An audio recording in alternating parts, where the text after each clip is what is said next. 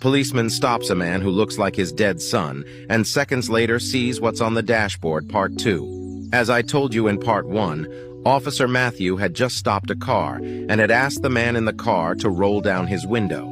And when he saw the face of the man in front of him, he had an epiphany.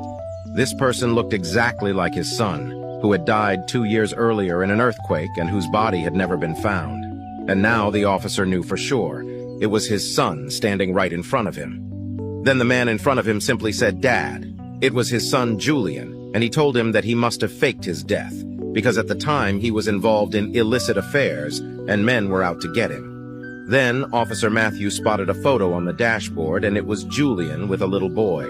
And Julian told him that in the meantime he'd had a son. And then Officer Matthew broke down in tears when he realized that he'd just found his son, and on top of that, he'd become a grandfather.